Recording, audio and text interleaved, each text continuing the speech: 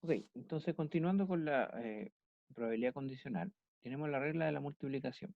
Esta regla explica la relación que existe entre distintos eventos, que uno a consecuencia del otro y del siguiente genera cierta dependencia en términos de condicionalidad, ¿no? Es así como se observa aquí que lo que tendríamos sería una relación de n eventos, entendidos como eventos a sub i, al subíndice i, que va de 1 a n, ¿cierto? Y la relación entre ellos como intersección, ¿no?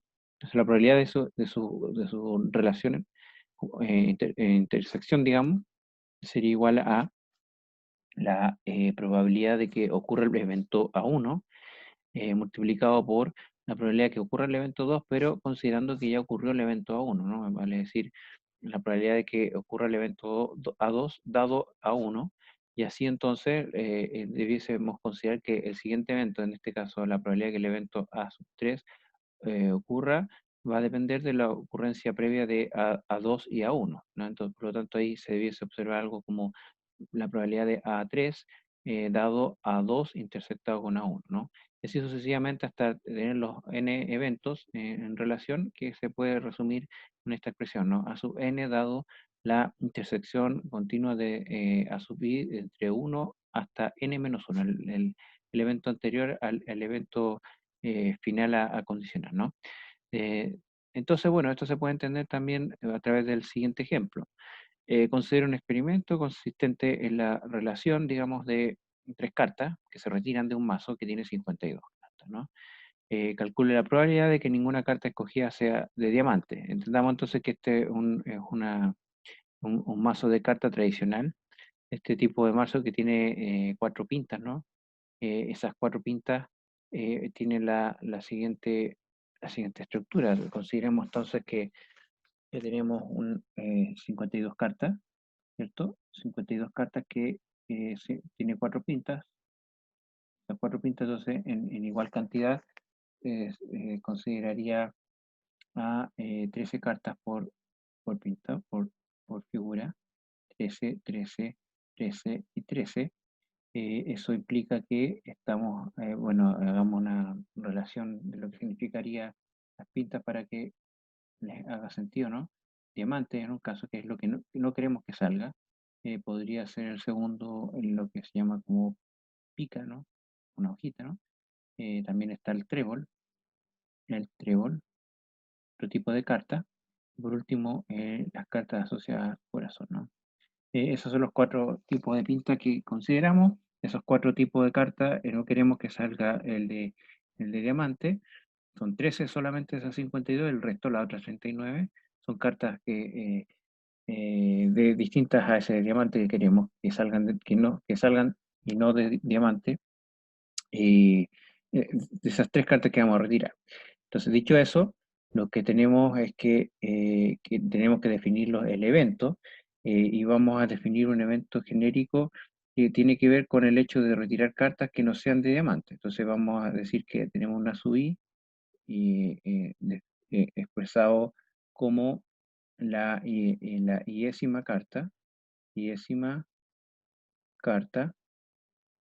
que se escoge o escogida, ¿sí? Que no es de diamante, eh, de no diamante, ¿ya? Como para simplificar, no es de diamante. Bien, y esto es una concepción, una declaración del evento en forma bien generalizada, pueden ser a subir de 1 a 4, de 1 a 5, 1 a 10. En este caso sabemos que son tres cartas, así que va a ser de 1 a 3. Eh, a continuación, entonces, lo que queremos eh, deducir es la probabilidad de que la primera carta no sea de diamante y tampoco la segunda carta sea de diamante y tampoco la tercera carta sea de diamante. Por lo tanto, la probabilidad es una relación de tres entonces eventos. Esos tres eventos lo que considera es la regla de la multiplicación. Vale decir, vamos a calcular P de A1 multiplicado por P de A2, dado la ocurrencia de A1, Y por último, P de A3, perdón, la P de A3, dada la ocurrencia de A1 y A2. ¿Sí? Bien. Entonces, lo que vamos a calcular es esa probabilidad y lo vamos a hacer de manera intuitiva, ¿no? En esta pasada, ¿no? Eh, Interpretar qué significa el hecho de tener em, estas tres relaciones.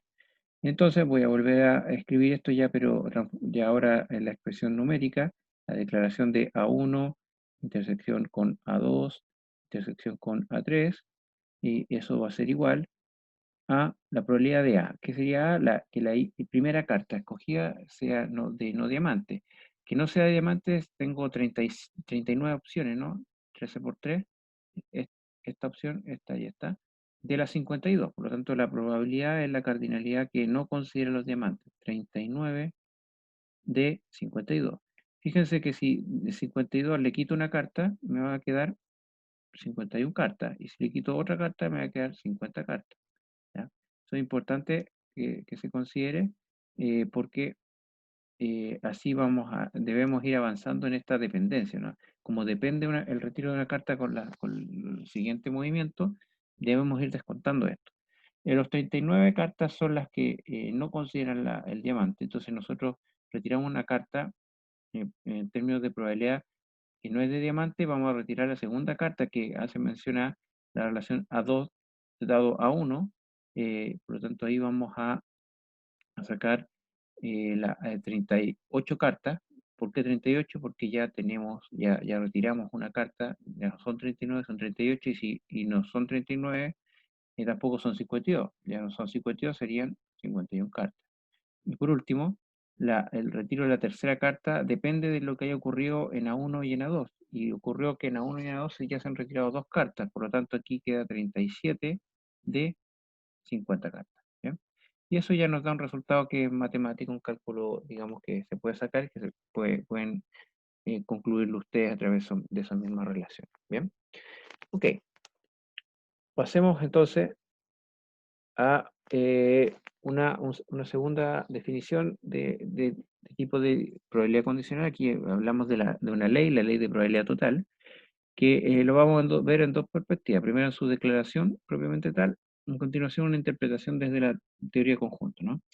Eh, Sean n eventos, entendidos como a sub 1, a sub 2 hasta a sub n, con dos condiciones importantes, que sea mutuamente excluyente y exhaustivo. Si recordamos en la primera parte de este capítulo, ¿no? En la primera cápsula que se hizo, se explicó el concepto de que los eventos sean mutuamente excluyentes. Si recapitulamos, tiene relación con que exista una relación entre todos estos eventos, en este caso mencionado de A sub 1 hasta A sub n, en su intersección, y que esa intersección sea igual a un conjunto vacío. O sea, en estricto rigor no hay relación entre ellos común, ¿no? Esa es una primera mención. Y además tiene que considerar que sean exhaustivos. Que sean exhaustivos significa que la unión de todos los eventos mencionados va a formar en su conjunto el espacio muestral en el que se esté tratando todos estos eventos, ¿no? Por lo tanto, si se cumplen estas dos condiciones, podríamos a continuación trabajar, por ejemplo, bajo la ley de probabilidad total, que se expresa de la siguiente forma. Si se observa, se ve que hay una relación para un evento B, distinta a los otros eventos A, que se define como la sumatoria de las intersecciones de estos eventos B con el evento en particular que se está analizando, que en su conjunto son mutuamente excluyentes y exhaustivos. Entonces, la sumatoria de eso nos daría la probabilidad de B. Ahora, ¿cómo entendemos esto en términos de condicionalidad? Lo podemos entender como la relación entre la multiplicación de la probabilidad de B dado el evento A sub I, multiplicado por la probabilidad de A sub I, y eso en sumatorias. ¿La sumatoria de qué? De cada condicionalidad del evento A sub I, ¿no? Aquí se refuerza en la última parte el hecho de que los eventos ASUI, al ser exhaustivos, cumplen que son parte del espacio muestral. Y eso en términos de conjunto se observa de la siguiente forma. Y si se fijan en el recuadro mayor, tenemos el espacio, lo que entenderíamos como espacio muestral. Ese espacio muestral se divide en cuatro partes, quedando cuatro grandes partes que tienen que ver con los eventos A sub i, digamos, de 1 a 4, A sub 1, A sub 2, A sub 3 y A sub 4. Esos cuatro eventos entonces conforman en su centro un gran evento, que vamos a llamar el evento B, que si lo separamos por partes, va a estar conformado por algunas de las partes intersectadas con los eventos A sub 1 hasta la sub 4. Eso entonces se entiende en la parte inferior como una relación de conjunto de la unión de las intersecciones del gran conjunto B con respecto a los eventos particular a sub 1, 2, 3 y 4. La unión de todas esas relaciones, esas intersecciones, finalmente nos va a generar, nos va a conformar lo que sería el evento B en su totalidad. Otra forma de interpretar la ley de probabilidad total.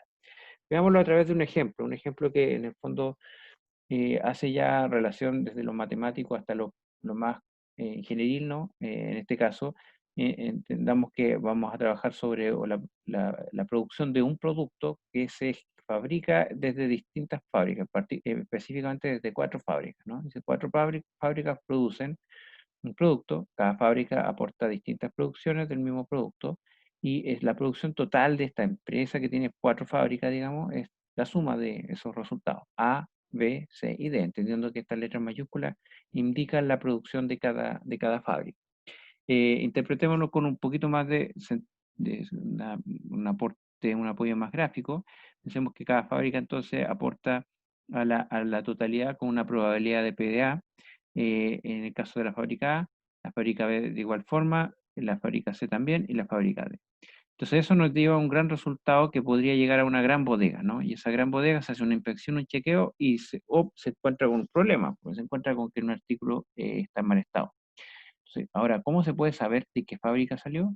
Bueno, eso es una pregunta interesante. También una pregunta interesante es cuál es la probabilidad que salga a obtener de obtener un artículo malo. Bueno, esa probabilidad de obtener ese artículo malo va a estar sujeto a si hay una probabilidad de que tener artículo malo en la fábrica A, en la B, la C o en la D, y o en la D, ¿no? Y eso se puede asociar a través de esta ley de probabilidad total. Vamos por partes. Veamos qué pasa en la fábrica A. Y en la fábrica A se genera una intersección entre dos eventos. El hecho de haber sido fabricado en A y estar malo. ¿Ya? Esa intersección se entiende como la multiplicación de la relación condicionada de la probabilidad de que el artículo esté malo, dado que está en la fábrica A, multiplicado por el hecho de que esté en la fábrica A. Y de la misma forma podemos hacer el análisis para los fabricados en B, que esté malo, en C y malo, y en D y malo. Las mismas expresiones análogas respecto a las respectivas fábricas, ¿no? Si sumamos todos esos eventos, donde en cada caso hay una posibilidad de que haya un artículo malo, lo que tendríamos sería entonces la expresión misma de la ley de probabilidad total, considerando que lo que reúne esto es la probabilidad de encontrar un artículo malo, ¿no? Una idea general, una idea similar se puede hacer para otra propiedad, otra ley, digamos, en este caso planteado como teorema, que es muy útil y clave dentro de las definiciones de probabilidad condicional, que es el teorema de Bayes. Lo que hace el teorema de Bayes es a darle una mirada inversa a este análisis, ¿no? Si volvemos a la figura de los conjuntos, en un principio nosotros, o sea, la ley de probabilidad total, lo que hicimos fue ver cuál es la probabilidad de B, considerando que se puede unir a través de la reunión de todos los eventos que son mutuamente excluyentes y exhaustivos, ¿no? Ahora, ¿qué pasa si yo quiero saber la probabilidad de A2, por ejemplo, dado lo que ocurre con B, ¿no? B que está desagregado en distintas partes. Bueno, esa pregunta es lo que responde el teorema de Bayes. Me voy a continuación a la definición del teorema de Bayes. Fíjense que tenemos nuevamente la misma mención al principio, en eventos de A sub 1, A sub 2 hasta A sub n, que son mutuamente excluyentes y o disjuntos y exhaustivos. Y para cualquier entonces otro evento B, se tiene que, si yo quiero calcular la probabilidad de A sub j, dado una dependencia en B, lo que tengo es con la definición formal de A sub j intersección B, partido por la probabilidad de que ocurra B, como condicionalidad, y eso llevado ya directamente a lo que explica el teorema de Bayes, sería la relación, digamos, inversa en términos de condicionalidad de B dado A por la probabilidad de A sub J, de B dado A sub J. Y aquí en la parte en simple, el denominador lo que hace es traspasar el P de B a un desarrollo de sumatoria que no es más que la ley de probabilidad total, en este caso para el cálculo de la probabilidad de B, ¿no? Teniendo eso, entonces, podríamos dar respuesta al mismo caso anterior de las 4 fábricas, pero desde la perspectiva del interés de la fábrica en particular. ¿Cuál es la probabilidad de que haya sido fabricado A en A, dado que se fabricó mal? O sea, asumiendo que entramos al grupo de los artículos que están en mal estado, ¿cuál es la probabilidad de que esos artículos hayan sido fabricados en A? Y entonces aquí lo único que hacemos es hacer el traspaso de lo que sería la fórmula, pero ya con el valor de la interpretación, ¿no? Se tiene claro, más claridad sobre sobre qué y cómo se debe interpretar. Entonces, lo que tenemos acá es la probabilidad de A dado M, y entonces eso sería la intersección de A y M partido por la probabilidad de M de que el artículo esté malo. Eso, si lo damos vuelta, mantenemos la conmutatividad, ¿no?, de la intersección, tendríamos la probabilidad de la intersección de M y A, dado o partido en este caso por la probabilidad de M. Se menciona la intersección como casos favorables porque lo que buscamos es lo favorable en cuanto a la intersección, lo que tenga coincidencia, y los casos posibles son todos los casos posibles en cuanto a la búsqueda de este grupo de artículos mal estado o malos, ¿no? A continuación, ya el siguiente paso es seguir desagregando esto en términos de ley de probabilidad total en el denominador, y el numerador ya hacer valer el hecho de la condicionalidad asociado a esta intersección entre el evento M y el evento A, ¿sí? Esto, bueno, queda expresado, ¿no? Si se tuvieran los datos respectivos, ya se podría calcular esta probabilidad de tener un artículo malo en la planta o en la fábrica, ¿no? Y damos respuesta a este ejemplo. Eh, Otro ejemplo, veamos. Dice, la Copa Davis es un torneo internacional de tenis que se disputa desde 1900, el equivalente a la Copa Mundial de Fútbol, donde Chile ha obtenido un subcampeonato en 1976 de la mano de Jaime Fillol, Patricio Cornejo y Veros Preyu. El torneo se disputa con 4 partidos individuales y un doble. Y el equipo que obtenga más victorias es el ganador de la serie, eh, pudiendo ver, pudiendo por lo tanto obtener los resultados 5-0 en un 10% de las veces, 4-1 en un 15% de las veces y 3-2. No hay un dato ahí, es parte del desafío ver cuál sería el dato, ¿no? A pesar de que algunos ya podrían deducir cuál podría ser el dato. Esto último se desglosa en la estadística de la ITF. Entonces, lo que se menciona es que hay una referencia, la Federación Internacional de Tenis, donde se rescatan estos datos. Algo que es importante mencionar, fuera un poco incluso de este ejemplo, es que ustedes mismos pueden buscar información de organizaciones que publiquen sus datos y empezar a sacar deducciones sobre probabilidades de ocurrencia entre grupos, ¿no? Declarar los eventos y con eso establecer las probabilidades respectivas. Bien, avancemos un poco sobre ese análisis y simplifiquemos un poco la mención ya de los eventos. Importante como para ponernos de acuerdo en cómo vamos a interpretar la probabilidad respectiva. O sea, considerar un 5-0, 4-1 y 3-2, estos son resultados que, para poder analizarlo en el contexto de la ley de probabilidad total y teorema de Bayes, se consideran disjuntos y exhaustivos. ¿Por qué van a ser disjuntos? Bueno, piensen ustedes que la relación de triunfo simplemente de 5-0, 4-1 y 3-2, estos 5 partidos que se juegan, se disputan, son las únicas opciones de ganar. No hay otra opción. Y entre ellos, entre 5-0 y 4-1, no hay un elemento común. Lo mismo entre 4-1 y 3-2, y entre 3-2 y 5-0. Lo que hace de entrada disjunto o mutuamente excluyente. Por otro lado, son los únicos resultados, como mencionaba, de ganar, no hay otra forma de ganar. Entonces, desde esa perspectiva, la unión de estos 3 eventos hace que tengamos el espacio muestral, y eso finalmente se interpreta como que son eventos exhaustivos. Por lo tanto, se cumplen esas reglas para poder avanzar sobre un cálculo de ley de probabilidad total, por ejemplo, o teorema de Bayes, de acuerdo a lo que se pregunte. Simplifiquemos entonces ahora lo que significa cada evento. Si se ganara 5-0, el resultado se va a interpretar como aplastante y se va a dejar como la letra A como representación. Segura para un 4-1, con la inicial S, y 3-2 va a ser peleado con la letra P, ¿no? Eh, entonces tenemos, digamos, el mismo esquema visto anteriormente respecto a los eventos y su probabilidad respectiva. La unión de todos estos tres eventos nos entregaría el espacio muestral. Y continuando con el enunciado, dice Chile, que se encuentra en el grupo mundial, se enfrenta al clásico Sudamérica frente a Argentina, que cuenta con jugadores entre los top 20 del ranking. Entonces uno podría presumir que hay más probabilidades que Argentina nos gane, ¿no? De acuerdo a esta información hasta ahora revisada.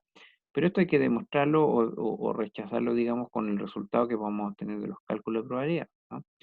La página de apuestasbet.com indica que el próximo encuentro, la probabilidad de que Chile gane dándole una paliza a los trasandinos de un 20%, y de manera segura 25%, y por otro lado la probabilidad de ganar de los albicelestes por un marcador peleado es de un 60%. Entonces aquí hay dos preguntas: determina la probabilidad de que gane Chile en el próximo encuentro, y también que la probabilidad de que el resultado final sea 3-2 en favor de Chile, ¿sí? Vamos agregando más información de los datos que se han entregado, sobre todo en este segundo párrafo.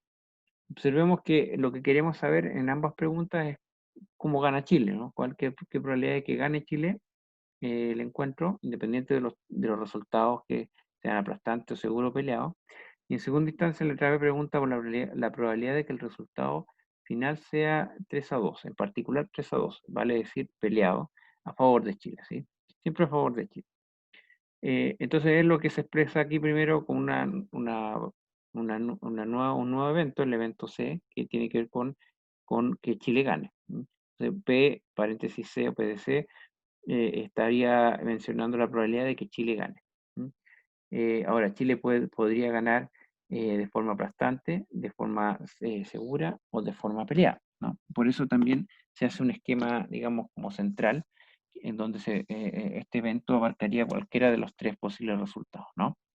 Ok, entonces, en lo que se menciona como dato, uno de los primeros datos en el segundo párrafo respecto al partido Chile-Argentina es que la probabilidad de que Chile gane dándole una paliza, vale decir 5-0, a los trasandinos es de 20%, ¿ya?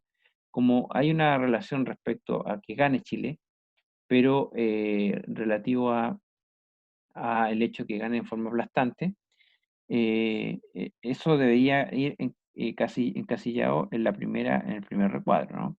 Entonces, declaramos que va a ser la probabilidad de que Chile gane el evento C, dado que, considerando la dependencia de que estamos hablando de un resultado tipo paliza, 5-0, ¿no? Aplastante en su sinónimo.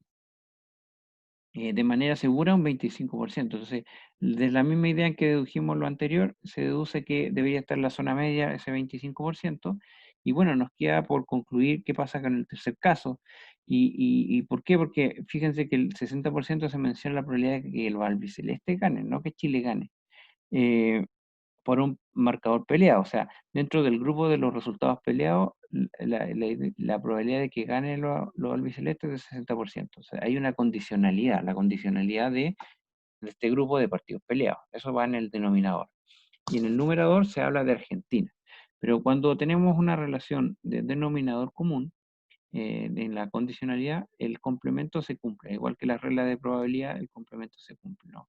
En este caso, ¿qué se cumple? Que si existe un 60% de probabilidad de que Chile, de que Argentina gane, dado que fue un partido peleado, entonces como complemento el 40% del resultado hará entender que Chile ganaría, dado que fue un triunfo del tipo peleado, ¿no? 3-2. Y eso es lo que se plantea a continuación. Bien. Ok, tenemos los datos, podemos ir a resolver y responder este problema. Fíjense que en la letra A lo que tenemos como pregunta es, simplemente queremos saber que Chile gane, que Chile gane. Entonces, independiente del resultado, nos interesa que Chile gane. Eso se puede resolver a través de la ley de probabilidad total. En este caso sería la relación de multiplicación de las probabilidades de que Chile gane, dado que fue un resultado aplastante, o en el segundo grupo, la probabilidad de que Chile gane dado que el resultado fue seguro, o que también el resultado sea peleado, pero siempre con la probabilidad de que Chile gane. ¿Tenemos esos datos? Sí, los tenemos. Tenemos PS dado A, PS dado A al 20%, PDA es el 10%, PS dado S sería el 25%, PDS el 15%, PDC dado P sería el 40% y por último PDP sería el 75%. Tenemos los datos como para calcular esto y que nos va a dar un resultado igual a un 35,75%, aproximadamente un 36%. Luego tenemos la probabilidad de que P dado C, de que sea un partido peleado, considerando que Chile gana.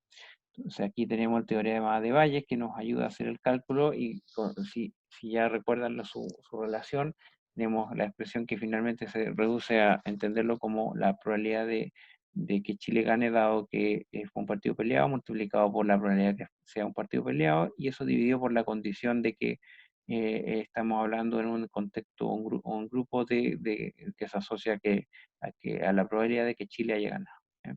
Eso en cuanto a datos, tenemos los datos, tenemos PDP, tenemos PDC, tenemos PDC dado P, ¿cierto? Y con estos datos entonces ya podemos hacer el cálculo del resultado, que sería alrededor del 84%. Interpretemos un poquito los datos, que es algo importante para este tipo de ejercicios. O sea, no basta con hacer el ejercicio, sino que algo muy relevante es la interpretación de los datos. Entonces, si vemos la primera respuesta, que buscamos que la probabilidad de que Chile gane, eso nos da un 36%, digamos, cerrémoslo en eso. Es bastante bajo, ¿no? Uno podría decir que es más probable que gane Argentina que gane Chile. Ahora, si llega a ganar Chile, la probabilidad de la forma en que va a ganar va a ser lo más seguro que sea a través de un partido peleado. Eso lo dice esta estadística, nos dice que el 84%, con 84% de certeza, Chile ganaría a través de un resultado peleado, un 3-2, ¿ya? Y entonces el resto, digamos el 16%, reuniría las posibilidades de ser un triunfo aplastante o bien un triunfo seguro. ¿Sí?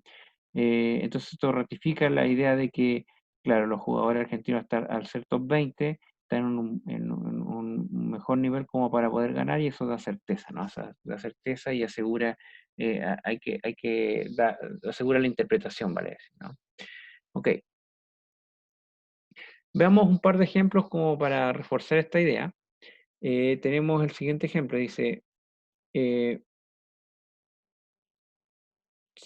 solo uno de cada 1000 adultos está siendo afectado por una rara enfermedad para la cual se ha desarrollado una prueba de diagnóstico.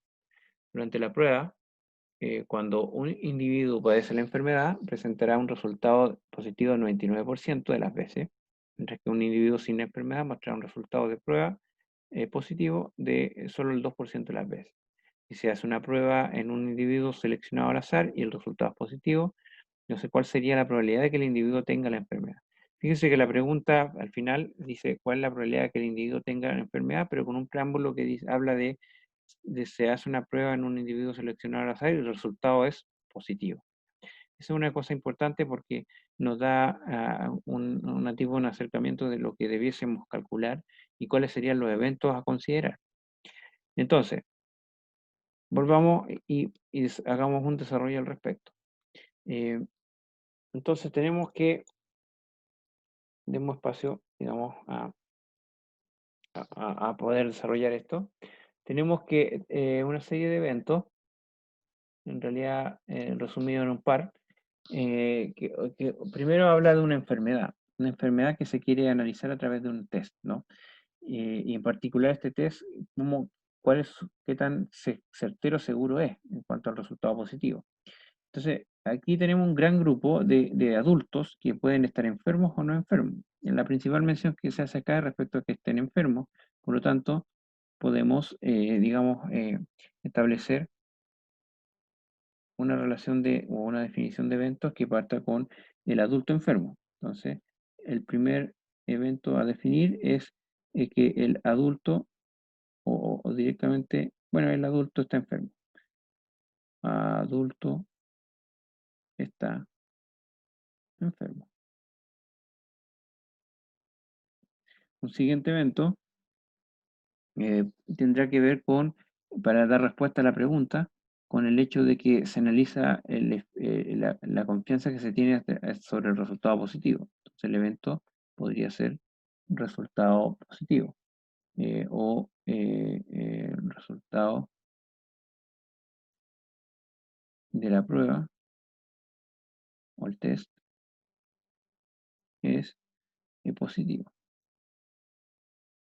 ¿Bien? Ok.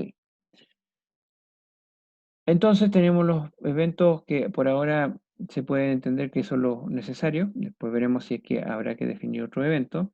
Interpretemos los datos. Dice, uno de cada 1000 adultos está afectado por una rara enfermedad para la cual se ha desarrollado una prueba de diagnóstico. Esta prueba, cuando un individuo padece la enfermedad, presentará un resultado positivo del 99% y luego hay otra información respecto al 2%. Pero ¿qué dice el 1 de cada 100? Visto como decimal, sería 0,001, ¿no? 0,1%. Eso indica que ese porcentaje, esa proporción es la que está enferma. Así que lo que tenemos acá es la probabilidad de que de que algún adulto esté enfermo. ¿Mm? Vámonos a este 99% que por ahí se menciona y lo vamos a escribir como 0,99, ¿no? 0,99. Bien. ¿Qué dice acá? Dice que cuando un individuo padece la enfermedad, entonces dentro de este grupo que padece la enfermedad, se presentará un resultado positivo del 99%. Entonces, vamos a entender esto como que un dato que hace relación con que la probabilidad de un resultado positivo, dado que este grupo de análisis está enfermo, ¿cierto? Es lo que dice el enunciado. Y mientras que un individuo sin la enfermedad, o sea, en el grupo de los que no están enfermos, hay dos grupos acá de los adultos, los que están enfermos y los que no están enfermos. ¿Ya? Entonces hay una complementariedad al respecto. Eh, entonces, los que están sin la enfermedad muestran resultados de prueba positivos del 2%. O sea, fíjense que ahí hay ciertas dudas. Sin la enfermedad se muestra un resultado de prueba positivo del 2%. Eh, entonces, ¿qué tenemos en este caso? Tenemos que debiésemos declararlo como la probabilidad de que sea un resultado positivo, ¿cierto? Pero en este caso para los que no están enfermos, que se puede entender y escribir como el complemento del evento de que un adulto esté enfermo. Y eso sería igual al 0,02%, ¿sí? O sea, 0,02, perdón, que equivale al 2%. Tenemos los datos. Y a continuación nos queda poder hacer el desarrollo propiamente tal de lo que nos piden. Nos piden calcular cuál es la probabilidad de que el individuo tenga la enfermedad considerando que el resultado fue positivo. Entonces, ¿cómo expreso lo que nos piden o lo que se pide? Como la probabilidad, ¿cierto?, de que el individuo esté enfermo, pero considerando que es solamente el grupo que dio resultado positivo. Entonces, ¿qué podemos entender acá? Tenemos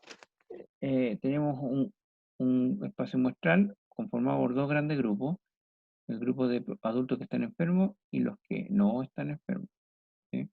Y además, en ese caso, lo que queremos analizar es cómo se comporta el resultado positivo, ¿no? El resultado positivo en su intersección. ¿Bien?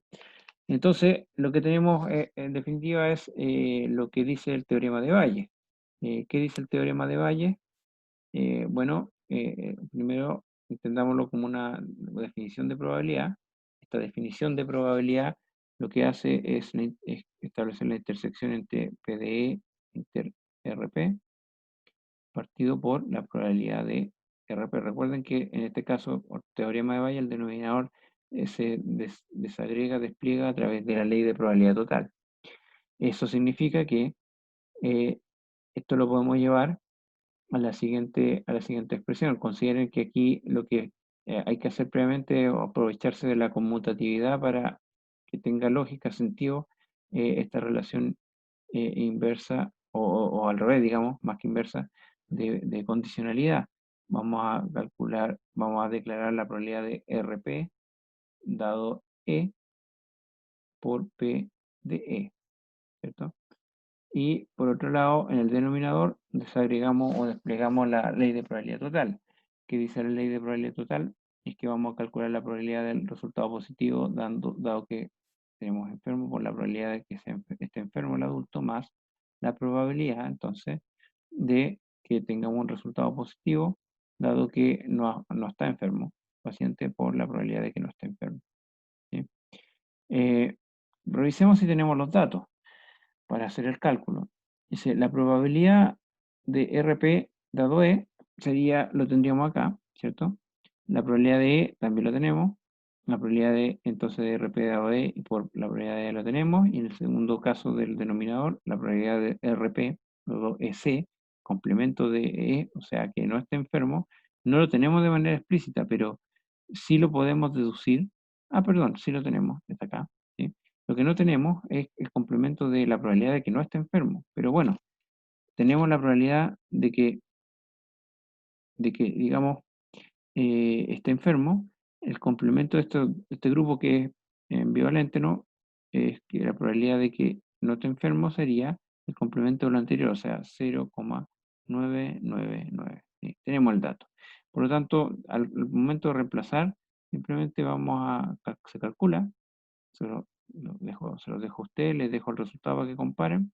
Eso sería igual a 0,04772, eso es aproximadamente un 5%. ¿No? Va a ser, no ser tan, ser más práctico en el resultado, porque lo que viene a continuación siempre es la interpretación, o sea, la probabilidad, en este caso, de que el individuo tenga la enfermedad, considerando que se estableció un resultado positivo, es el 5%, lo que es bastante bajo, ¿no? Bastante bajo, y marca preocupación si nos involucramos un poquito más en el análisis sobre este mecanismo de testeo de resultados. No es tan seguro, ¿no? Entonces habría que evaluarlo, verificar si es adecuado utilizar este test, ¿no? Como ideas de deducción al respecto. Ok, veamos otro ejemplo.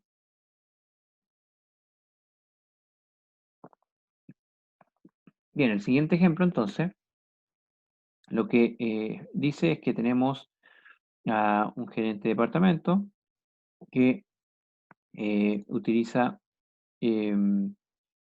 está analizando, bueno, el departamento de electrodomésticos en Falabella, está analizando lo que ocurre con las devoluciones.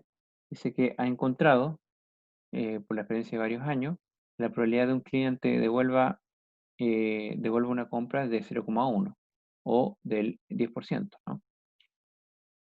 También que aproximadamente el 70% de todas las devoluciones fueron producto adquirido con la tarjeta CMR, así como el 50% de los que no fueron regresados. Fíjense que lo anterior lo último es una continuación de lo que se menciona del grupo que adquirió productos con tarjeta CMR. ¿Mm?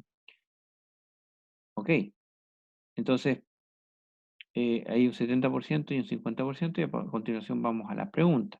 Si una compra fue hecha con la tarjeta CMR, ¿cuál es la probabilidad de que sea devuelta? Y una segunda pregunta, ¿cuál será la probabilidad de que una compra al contado no sea devuelta? ¿Bien? Ok, veamos qué pasa con esto. Eh, Partamos como siempre estableciendo los eventos, y tenemos un evento claro que tiene que ver con devoluciones. Fíjense aquí, vamos a volver al lápiz, permítanme unos segundos, volvemos al lápiz. Eh, Tenemos algunas palabras que nos pueden ayudar a deducir esto. Devolución, que no sea devuelto en este caso, pero también que sea devuelto. Podría ser una complementariedad, devolver, no devolver. Y también el pago con tarjeta, eh, o al contado, que sería como en este caso, para acotar al análisis, pagar con tarjeta o al contado. ¿Sí? Bien, entonces partamos definiendo los eventos, y tenemos un primer evento a definir que podemos definirlo con la inicial D, que nos va a indicar, o se debe entender como la devolución del producto o la compra, ¿no? Producto comprado que fue devuelto. ¿Sí? devuelto. ¿Mm? Y un siguiente evento que por ahora lo podemos dejar en dos, después vemos si necesitamos declarar otros eventos, que tendría relación con la tarjeta de crédito, y en este caso eh, se hace mención a que el cliente, el cliente paga, paga con tarjeta, ¿cierto? Tarjeta. Ok. Ahora entendamos, si por ahora dejamos esos dos eventos, interpretemos los datos, ¿no? ¿Qué nos dicen los datos? Primero, por ahí hay un 0, el primer dato que aparece es 0,1. Veamos qué significa.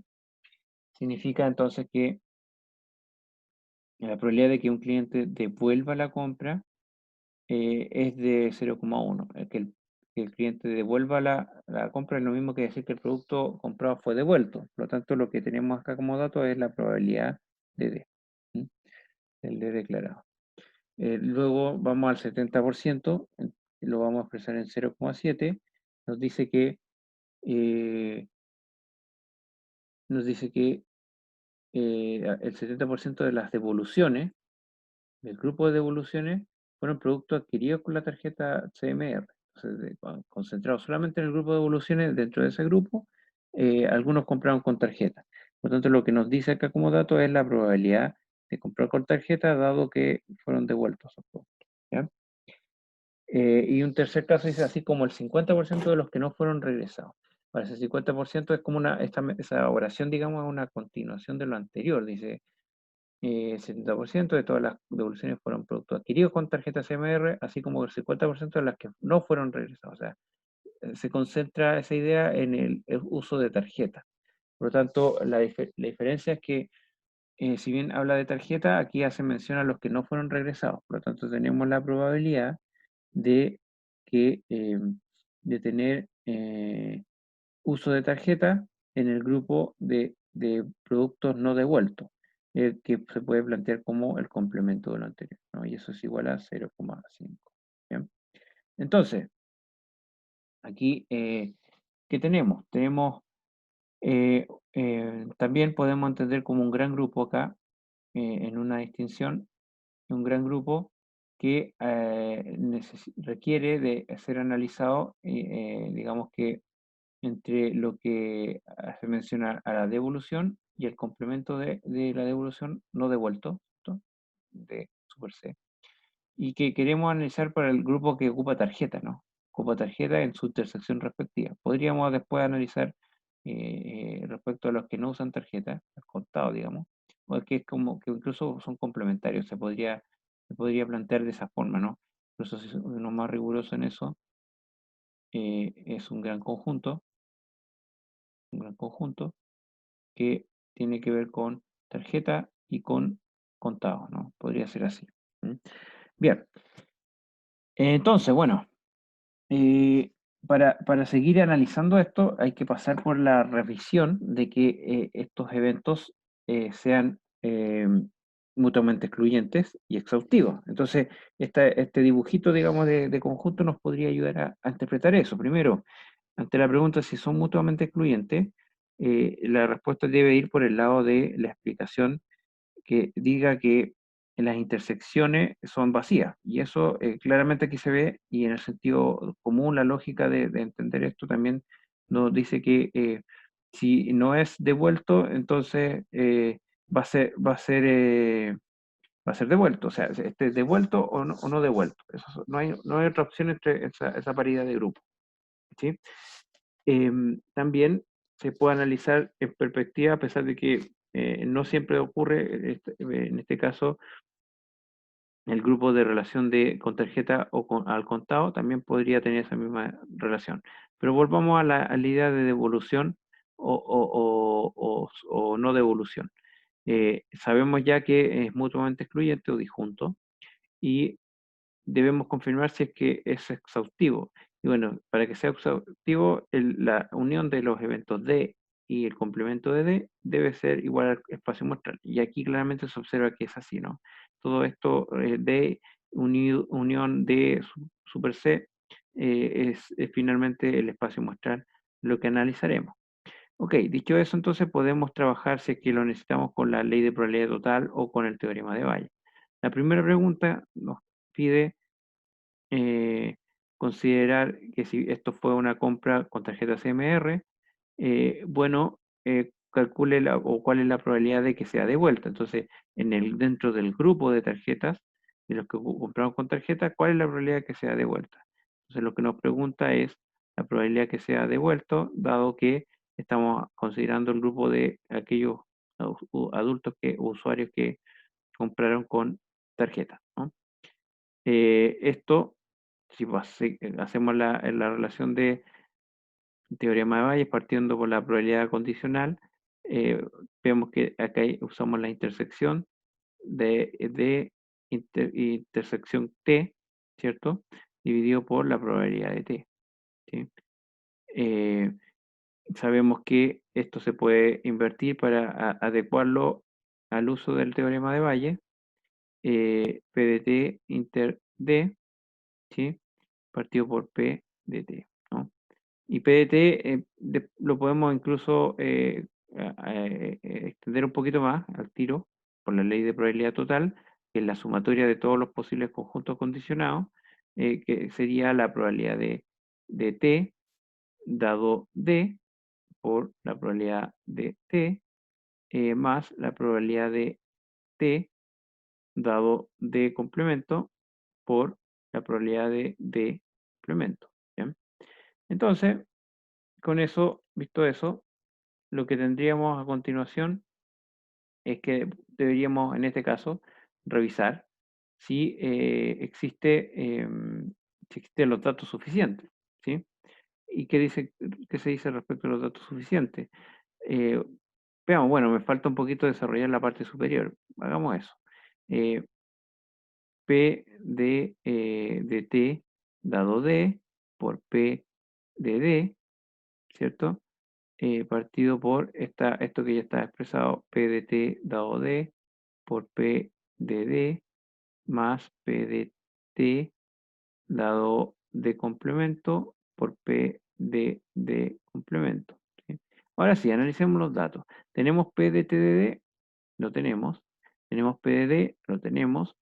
Tenemos PDT y PDD y tendríamos PDT dado de complemento, si lo tenemos, y tendríamos PD de complemento, explícitamente no, pero implícitamente podemos decir que es el complemento de, em, de D. Por lo tanto, sería igual a 0,9. En definitiva, si tenemos el dato. Y esto teniendo los datos ya se transforma en un cálculo, digamos, eh, que ya ustedes pueden hacer. Les dejo el resultado, sería igual a 0,1346, 46, o sea, aproximadamente un 13%, ¿cierto? 13%. Vamos a escribir mejor esto. 13%. Ok, respondimos a la pregunta 1. Respondamos a la pregunta 2. ¿Cuál es la probabilidad de que una compra al contado no sea devuelta? De que una compra al contado no sea devuelta. Entonces, fíjense, y salta al tiro la pregunta, sale al tiro la pregunta de cuál es la dependencia de uno de otro. Entonces, directamente se pregunta por la probabilidad de la compra, sea que la compra sea al contado, ¿sí? Eh, y que no sea devuelta. Y que no sea devuelta. Por lo tanto, tenemos que considerar ¿qué cosa es como el punto de partida o la referencia al grupo por el que se debe observar el evento en particular? Ahí va la condicionalidad. Eh, entonces, dentro del grupo que se compra al contado, dentro de ese grupo, ¿cuál es la probabilidad de que esto no sea devuelto? ¿Sí? Eso es un poco la interpretación clave para ver qué depende de qué, ¿no? No hay una relación de que si yo pongo dado C, bueno, que al revés C dado T sea lo mismo, ¿no? Son dos expresiones distintas.